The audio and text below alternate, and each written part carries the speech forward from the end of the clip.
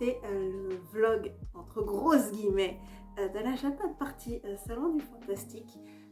J'étais accompagnée de potes et j'ai pas du tout pensé à filmer. Du coup, j'ai très peu de vidéos. Donc du coup, en fait, ça va plus être une partie review blabla qu'autre chose.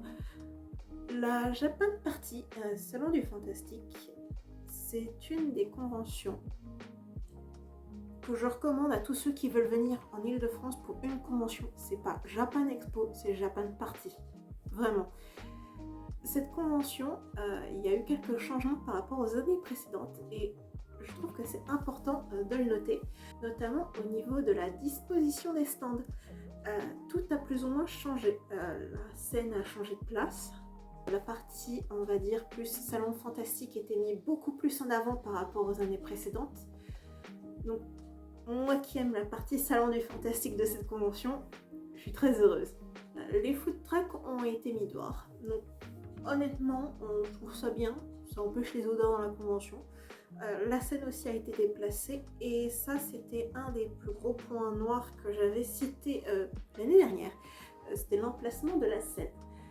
L'emplacement de la scène à l'époque, il était sur un des côtés, dans un coin, séparé plus ou moins par des rideaux et tous les stands à côté, c'était très compliqué. Cette année, je crois qu'ils l'ont mis tout au fond ou dehors. Je sais plus s'il y en avait une ou deux. J'avoue, j'y ai pas été. Mais dans tous les cas, c'est que dans la convention en elle-même, je n'entendais pas les scènes hurler. Et j'ai fait quasi toute la convention, donc je me dis, je les ai pas entendues, donc ça veut dire que le son a été bien géré, la scène a été déplacée et c'est beaucoup mieux, même pour les petits artistes qui étaient l'année dernière, il y en avait beaucoup qui étaient placés à côté de la scène et ça a été compliqué des retours que j'ai pu avoir. Ils ont certainement dû échanger certains halls, mais je vous avoue, je ne me suis pas forcément rendu compte vu que ça ne changeait quasiment rien. Ensuite, j'aimerais aborder justement un des sujets au niveau du cosplay.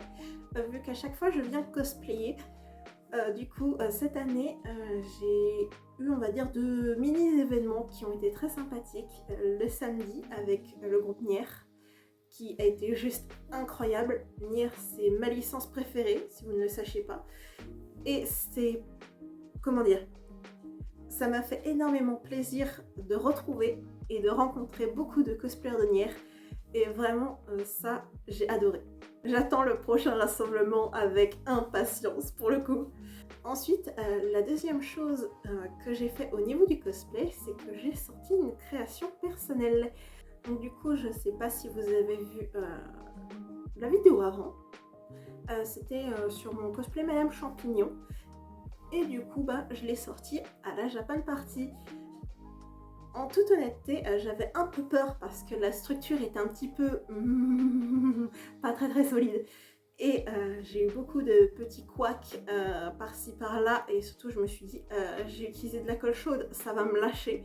Non, ça ne m'a pas lâché, ça a super bien tenu. Donc le tuto, il tient bien pour plusieurs conventions, je pense. Au moins une, il a tenu. On retestera après, mais une, il a tenu.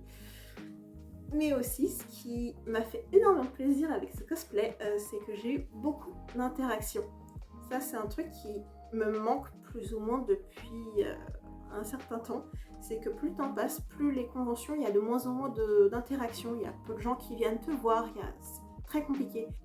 Je vais être honnête, rien ne me fait plus plaisir quand je suis dans une convention et qu'il y a des gens qui viennent me voir. Ton cosplay est incroyable, c'était magnifique. Chose que je trouve qu'il n'y a plus du tout. Et ça m'a vraiment fait plaisir et surtout ça me fait dire qu'il y a encore cette partie-là qui existe dans les conventions. Ensuite, niveau achat, je me suis fait quelques petits plaisirs. Je ne montrerai pas tout ici.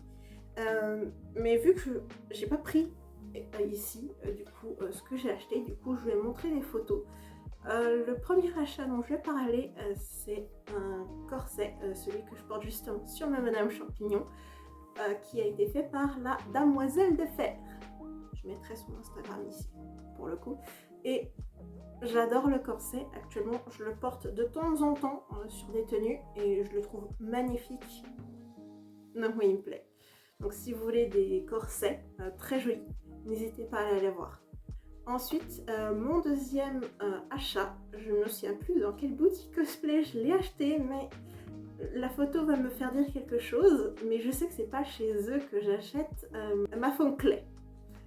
Ou du moins, tout ce qui est mousse, j'achète pas là-haut. Pourquoi? C'est juste qu'on m'a recommandé une autre boutique. Donc voilà, donc du coup, peut-être que bientôt, je ferai un test. On m'a dit plus tard, après l'achat, que la mousse n'était pas oufissime. Je préfère tester par moi-même et on verra bien. Donc du coup, oui, j'ai pris de la foam clay et je verrai pour faire des petits crafts bientôt. Bref, cette convention, c'est certainement la meilleure d'Île-de-France pour le coup. C'est la seule convention que je connais et qui font tout pour s'améliorer. Donc vraiment, si vous avez la chance de pouvoir y aller, allez-y. Vraiment. C'était Octopoulpi. À la prochaine. Bye bye!